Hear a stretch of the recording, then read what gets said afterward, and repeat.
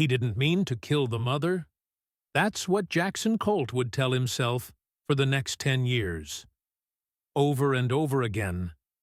It was supposed to be a clean shot, one rifle crack, in the late October cold somewhere high in the mountains near Sheridan, Wyoming. A routine hunt. A single breath. A single pull. But what followed wasn't routine at all. Because as Jackson stood over the fallen grizzly steam still curling from the muzzle of his .30-06, he heard it a sound that didn't belong in hunting country. Not the wind, not the birds, not the crunch of leaves under boot. No, it was whimpering, faint, shaky, heartbreaking. He turned slowly toward the thicket behind the carcass, and then he saw it, a small, shivering ball of damp fur, barely bigger than a puppy, covered in pine needles and its mother's blood. Two wide, trembling eyes stared up at him. They didn't blink. The cub didn't run. It couldn't have been more than a few weeks old. Its legs were stiff, unsure. Its chest heaved like it had been holding its breath the whole time. Jackson dropped his rifle. Before we take you deeper into this unforgettable true story, one that explores loyalty instinct and the impossible choice between wildness and love, we invite you to subscribe to Animal Story, the channel where real stories like this come to life. If you're moved by the bond between humans and animals, or if you've ever believed that love can heal what nature divides, go ahead and hit that subscribe button now. Jackson wasn't what most folks would call sentimental. He chewed tobacco, played poker every other Friday, and hadn't cried since he buried his father in a snowstorm when he was 17. But that day, looking into the eyes of that orphaned cub, something cracked wide open inside him. The sun had started dipping behind the hills, casting long shadows over the clearing. Coyotes would come after dark. Maybe worse. He knew what happened to cubs without mothers out here. Nature didn't wait for grief. So, against every rule in the book, the states, the towns, and the unwritten laws of cowboy pride, Jackson Colt took off his denim jacket, dropped to his knees, and scooped up the bear. It didn't resist. That night they rode home together in the bed of Jackson's rusted Ford F-250. The heater didn't work. The radio was stuck on static. But the cub cradled in an old horse blanket curled into Jackson's lap and slept the whole ride back, like it had always belonged there. By the time they pulled into his ranch near the Tongue River, the stars had come out. Jackson kicked the door shut with his boot and brought the cub into the barn clearing space in the corner where his dog had once slept. He poured out a bowl of warm milk and left his own dinner beef stew and cornbread untouched on the kitchen table. He named the bear Boone after Daniel Boone, a wild one with a good heart, as he muttered to himself over a bottle of rye. At first, Boone was silent, afraid. He didn't eat unless Jackson was nearby. He didn't sleep unless he could hear the old man's boots on the wooden floor. But with each passing week, Boone grew stronger, bolder. He climbed hay bales, knocked over water troughs, learned the taste of honey and fresh trout. He followed Jackson everywhere, to the stables, to the chicken coop, even up the ridge at dawn when Jackson went to check the sky. The town started whispering, "Is that Colt raising a bear man's finally lost it? Should have left it in the woods." But Jackson didn't care, because for the first time in years, he wasn't alone. And Boone didn't look like a beast. He looked like hope with claws. The first time Boone walked into town beside Jackson, the world felt like it had stopped spinning. It was a warm spring Saturday, the kind where the sun painted golden streaks on the dusty road, and kids chased ice cream trucks on their bikes. Jackson pulled up to Briggs' Supply in his old Ford, stepped out like he always did, and then casually opened the passenger door. Boone jumped out. At this point, Boone was no longer a cub. He was nearly waist-high on Jackson, weighing over 100 pounds, clumsy, curious, and covered in thick cinnamon-brown fur. He didn't growl, didn't rear up, just sniffed the breeze and padded after Jackson like a loyal bloodhound. People froze. One lady dropped a bag of flour. A teenage boy clutched his skateboard like a shield. But Jackson didn't flinch. "He don't bite," he said, tying Boone's leash to the hitching post like a well-behaved horse. "Not unless you ask him to." And just like that, Boone became a legend. Over the next year, the stories grew. Folks claimed Boone could open doors, untie knots, even sense storms before they rolled in. Some said he once pulled a calf out of a ditch all by himself. Others swore he slept by Jackson's bed every night, like a silent sentry with fur. And they weren't wrong. Boone had become more than a pet. He was Jackson's shadow. When Jackson sat on the porch, Boone laid by his boots. When Jackson fixed fences, Boone would trail behind, sometimes swatting butterflies, or dipping his paw into the creek just to watch the ripples. At the annual county fair, Boone stole the spotlight. While other men showed off horses and cattle, Jackson walked Boone through the crowd with a rope collar nodding like this was just another day. People gawked, snapped photos, posted him online. Some folks drove hours just to catch a glimpse. "Y'all seen that cowboy with the bear? He raised it like a pup, they say. Swear to God, I saw it wave at a kid." Jackson just chuckled. "Boone's got more manners than half the men in this town," he told the sheriff once. "And I trust him more too." But not everyone shared his faith. At Dottie's diner one morning, while Boone napped in the truck bed, old Hank from the feed store leaned over his coffee and said, "That animal's still a bear, Jack. Doesn't matter how many pancakes you feed it. One day, it'll remember." Jackson set his fork down, wiped his mouth, looked him square in the eye. "He's family," he said, "and family don't turn on you." Still, Hank's words settled in like a splinter under skin small but not easy to forget. Back on the ranch, life carried on. Jackson built Boone a shaded enclosure near the creek with boulders and logs to climb. He fed him smoked salmon on Sundays and let him roam freely within the fence lines. Boone never tried to leave. Each night they'd sit by the fire pit, Jackson strumming his old Gibson guitar, Boone sprawled out beside him, belly to the stars. Sometimes Jackson would talk about his late wife, about his younger days breaking mustangs, about how quiet the world had gotten after everyone left. And Boone would just listen, not like a beast, but like someone who understood silence better than most men understood words. But as the seasons turned, Boone began to change. Nothing big, not yet. But Jackson noticed. The bear slept less. He spent more time alone by the edge of the trees, staring out past the fence, like something was calling. He grunted more when approached from behind. Once, when Jackson startled him with a dropped toolbox, Boone spun around faster than usual, not with fear, but with something else.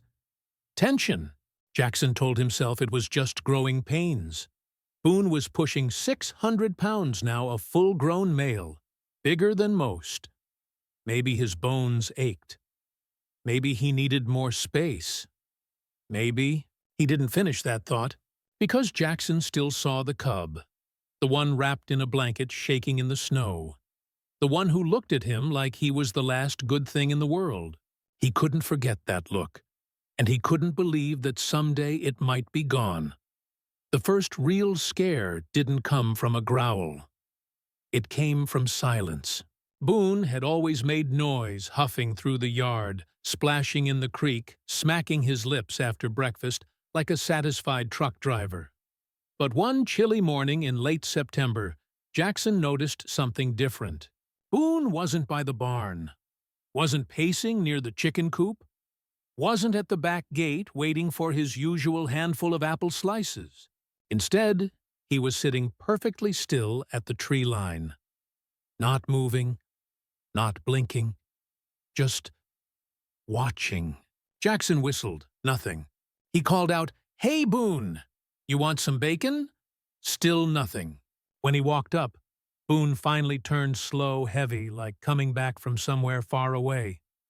His eyes met Jackson's, but they didn't feel like they used to. They weren't blank. They weren't mean. They were ancient. Jackson's gut tightened, but he forced a chuckle. "You're getting dramatic in your old age," he said, tossing a slice of bacon into the grass. Boone didn't move. Over the next few weeks, Boone's moods shifted like Wyoming weather. Some days he'd roll around in the leaves, like a playful pup belly up, snorting and snuffling. Other days he'd retreat to the far corner of the property, walking circles around a rock outcropping for hours, like he was stuck in some loop only he could hear. Jackson tried to explain it away. Bears go through cycles just like people. Maybe Boone was restless. Maybe he needed more enrichment, more space, a bigger diet. He started reading wildlife blogs, even called a bear specialist in Montana, who used words like seasonal disassociation and habitat triggers. But the truth gnawed at him in the quiet moments. Boone was changing, and love might not be enough to stop it. One afternoon, Jackson invited some neighbors over to see the new calf he'd raised. Nothing fancy, just beers, burgers, and some honest storytelling by the fire. Boone had always been good around people. Quiet, gentle, curious even. Kids used to toss him marshmallows through the fence. Grown men called him a miracle. But this time was different. The moment Boone saw the guests near his enclosure, he rose to his full height, over 7 feet now, and let out a deep rolling sound that wasn't quite a growl, but wasn't far from it either. Everyone froze. Even the kids stopped giggling. Boone Jackson said firmly, "Hey now, they ain't here to hurt you." Boone didn't move. His eyes fixed on the group, unblinking, tracking. The moment passed. Boone sat back down, snorted, and wandered off toward the water trough, but the tension didn't leave with him. One of the ranch hands, a young kid named Colt, muttered under his breath, "That ain't normal." Jackson said nothing. He just opened a beer and stared at the fire. Later that night, Jackson sat on the porch with Boone lying a few feet away. The stars were sharp, the kind you only get in fall, cold and honest. Crickets hummed. An owl hooted in the distance. "You good, Bud?" Jackson asked, scratching Boone's ear. Boone didn't move. "Don't know what's been eating at you lately. You act like the world's whispering something I can't hear." Boone shifted, rested his chin on his paw, and stared into the dark. Jackson leaned back in his rocker, suddenly tired in a way that had nothing to do with age. A few days later it got worse. One of the ranch's hounds, a blue tick named Ruger, wandered too close to Boone's food trough. Jackson was repairing the corral fence when he heard it a snap, followed by a yelp. By the time he sprinted over, Boone had Ruger pinned beneath one massive paw, baring his teeth with low, guttural breaths. Ruger whimpered but didn't fight. Jackson didn't yell, didn't panic. He just walked up and said quietly, "Let him go, Boone." It took a few seconds, but Boone backed off. His shoulders dropped. His mouth closed. Ruger bolted. Jackson stared at Boone for a long time, longer than usual. And for the first time in 12 years, he saw the bear. Not the cub, not the friend, the bear. That night, Jackson didn't sleep in the house. He dragged an old cot into the barn, kept the lights on, and sat with his shotgun unloaded across his lap. Not because he didn't trust Boone, but because he didn't trust what Boone might become. And that scared him more than anything. The sheriff showed up the morning after the Ruger incident. Didn't come in hot, didn't flash a badge. Sheriff Dean McAllister had known Jackson Colt since high school. He parked his cruiser next to the barn, sipped coffee from a thermos, and leaned against the fender like he had all the time in the world. "Got a few calls," he said, without looking up. "Said your bear nearly killed your dog." Jackson didn't answer right away. He was filling Boone's trough with fresh water, his boots sunk in the morning mud eyes, shadowed by the brim of his hat. "He didn't kill him," Jackson finally muttered. "Just scared him. Maybe, but next time might be different." There was a long pause. Dean took another sip. "I'm not here to throw cuffs on you, Jack, but the county board's on edge. You've got a 600-pound predator living 10 feet from your porch. Jackson didn't flinch. He's family. Dean set his coffee down. He's a bear. That was the end of it. No shouting, no warnings, just truth dropped like a stone into a quiet pond. Word got around fast. By the end of the week, the mayor's office had called twice. A local mom started a petition. A schoolteacher pulled her daughter out of Jackson's horseback program, citing obvious safety concerns. And then came the reporters. They showed up in shiny SUVs with fluffy mics and empty questions. Mr. Colt, do you still believe Boone is safe? Should wild animals be kept on private ranches? Have you considered euthanasia? Jackson slammed the door on every one of them. But the real hit came from someone he respected. Lena Morse, the ranch vet, had been checking on his livestock for years. She knew Boone since he was the size of a boot. She'd even bottle-fed him once when Jackson had to leave town for a day. That Friday, she came to deliver vaccines for the horses. Before she left, she paused by Boone's enclosure. "He's pacing again," she said softly. Jackson nodded. "Been doing that more lately. You ever think about a sanctuary?" she asked. He looked at her like she'd just suggested burying his own child. "I'm not giving up on him," he snapped. "I'm not saying you should," she said gently. "But love doesn't cancel out instinct, Jack. Not forever." That night it happened. A young ranch hand new guy named Travis stayed late to help Jackson repair a busted water line. It was nearly dark when Travis, without thinking, walked too close to Boone's gate. He had a peanut butter sandwich in his back pocket. Boone lunged. It was fast. No warning growl, no signal. Just blur sound and shock. Boone struck the chain-link fence with such force it bent inward claws, raking across the mesh inches from Travis's chest. The boy screamed, fell back, and scrambled away with torn jeans and a busted flashlight. Jackson ran out with a spotlight and his heart in his throat. Boone had already backed down. He was pacing again, breathing heavy. The damage wasn't fatal, but it was enough. Jackson didn't sleep that night. He sat at the kitchen table turning an old photograph over in his hands the first day he brought Boone home. The cub was no bigger than a house cat. He'd forgotten how small he used to be. By sunrise, Jackson walked out to the enclosure and stood by the fence. Boone wandered over, huffed softly, then sat just like he always did. Jackson reached through the bars and touched his fur. "I think we need a little time," he whispered. "For both of us." Boone didn't make a sound.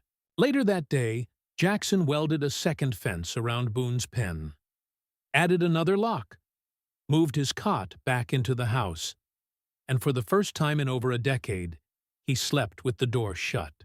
It wasn't anger, it wasn't fear, it was grief. Grief that sneaks in when love meets its limits. Jackson didn't want to do the show. He told himself that a dozen times as he stood in front of the mirror, buttoning his cleanest flannel and smoothing his graying beard. But folks in Sheridan had been asking for months. The county fair was celebrating its centennial, and they'd plastered his name across every flyer in town. The Cowboy and the Bear. One night only. Jackson never liked being called a performer. He wasn't a circus act. He never taught Boone to dance or wear costumes. What they had wasn't for spectacle, it was a friendship pure and wild. But this wasn't about attention. This was about reminding people Boone was still the same gentle giant they'd always known. That's what he told himself. Deep down, though, he just wanted one last moment before everything slipped away. The fairgrounds were packed that evening. Trailers lined the dirt lot. The smell of kettle corn and diesel filled the air. Kids rode ponies. Couples held hands under string lights. Old-timers leaned on fences with plastic cups of sweet tea. Boone arrived in Jackson's trailer, lying quietly in the reinforced cage Jackson had reluctantly built just weeks earlier. He hadn't growled, hadn't fought, just watched, as if he knew. Jackson stayed beside him, hand resting on the cage door the whole ride. "You ready, bud?" he whispered. "Let's remind them who you are."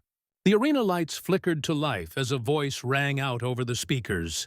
"Ladies and gentlemen, please welcome a legend of Wyoming, Mr. Jackson Colt and Boone. Applause erupted. The gates creaked open. Jackson stepped into the ring under the glow of string lights and soft country music. He wore his hat, low boots, dusted eyes, tired but steady. Then Boone entered. He walked beside Jackson, slow and powerful, his massive frame rippling beneath his coat. A hush fell over the crowd. No leash, no muzzle, just trust. They stopped in the center. Jackson raised a hand. Boone sat. The audience gasped, then clapped. Jackson gave a small smile. "Now, folks," he began, voice cracking through the mic, "this here's Boone. He ain't a pet. He ain't a trick. He's my friend. And for 12 years, he's been the best thing that's ever happened to me." Applause again. He stepped closer to Boone, resting a hand on his shoulder. "I don't know what tomorrow holds," he said. "But tonight, I just wanted to say thank you. Thank you for trusting me when I didn't even trust myself." Boone looked up at him, blinking slow. Jackson gave the final cue a soft whistle, followed by the words, "It's okay, bud." Boone rose to his hind legs. This was the moment everyone came for the image they'd seen 100 times. Boone standing tall behind Jackson's arms, gently wrapping around the cowboy's shoulders in a slow, swaying hug. The crowd held their breath, but this time, Boone didn't move forward. He just stood there, breathing heavily, eyes locked on Jackson. Jackson stepped in, still smiling, and reached up to rest his hand on Boone's chest. And then, a sound, a pop, loud and sharp. A balloon, maybe, or a kid dropping a soda can against the metal bleachers. Just enough. Boone's body tensed, his eyes changed, and then it happened. A roar ripped through the arena. Boone lunged forward, paw striking Jackson's chest with the force of a wrecking ball. The cowboy flew back, landing in the dirt with a sickening thud. Gasps, screams. At first, some thought it was part of the show. Then Boone struck again. Jackson tried to crawl away, coughing blood staining his shirt. Boone. No. But the bear was lost, not angry, not cruel, just gone. Taken by something deeper. Ancient. By the time handlers rushed in with fire extinguishers and poles, it was too late. Boone backed away slowly, dazed and heaving. Jackson lay motionless. The crowd was frozen. One little girl sobbed into her mother's coat. A boy whispered, "Why did the bear hurt him?" No one had an answer. Backstage, under the flickering lights, Boone sat in the corner as Animal Control loaded the tranquilizer. He didn't resist. He didn't growl. He just watched the spot where Jackson had stood. And then, as the needle sank into his thick hide, Boone swayed once like he used to when Jackson strummed the guitar and collapsed into sleep. They buried Jackson Colt on a Wednesday under a cottonwood tree that overlooked the river bend. The funeral was quiet, just family, a few old friends, and half the town standing in silence, hats over their hearts. The breeze carried the scent of wild sage, and a hawk circled overhead as the preacher read from the book of Ecclesiastes. "There is a time to love and a time to let go," he said, voice barely above a whisper. "And sometimes the two are the same." Jackson's casket was pine. Simple, just like he'd have wanted. Someone laid his old guitar on top. Someone else tucked in a black and white photo of Boone as a cub. And then the dirt went in one handful at a time. In the days that followed, Sheridan didn't quite know what to do with itself. The newspaper ran 2 full spreads. Talk radio debated for hours. Was it bravery or recklessness? A cautionary tale or a love story? Kids drew pictures of Jackson and Boone, hand in paw, smiling in front of mountains and stars. Others asked questions their parents didn't know how to answer. Did Boone mean to do it? Was he sad afterward? Can something love you and still hurt you? Boone spent 3 weeks under sedation at a wildlife facility north of Casper. A panel of state officials, animal behaviorists, and legal counsel gathered to decide his fate. Some wanted him euthanized. Too unpredictable, they said. He crossed a line. Others pleaded for mercy. He didn't attack out of hate, one expert argued. He responded to noise, instinct, fear, not malice. In the end, a compromise was reached. Boone was transferred to a sanctuary deep in the Black Hills of South Dakota, a quiet, gated stretch of land where no visitors were allowed. No cameras, no interviews, just trees, rocks, a freshwater stream, and a life lived in solitude. One afternoon the following spring, Jackson's younger brother Travis made the trip out to see him. The sanctuary staff let him stand outside the fence line. He didn't speak, just watched. Boone moved slower now, older, heavier. He no longer roared. He no longer climbed. He paced sometimes in wide, slow circles, then sat still for hours by the gate, eyes focused on the horizon. Like he's waiting on someone, Travis told the caretaker. The man nodded. Most days he does. Back in Sheridan, they renamed the county fairgrounds Colt Arena. Not for the tragedy, but for the memory. Because despite the ending, folks didn't remember Jackson for how he died.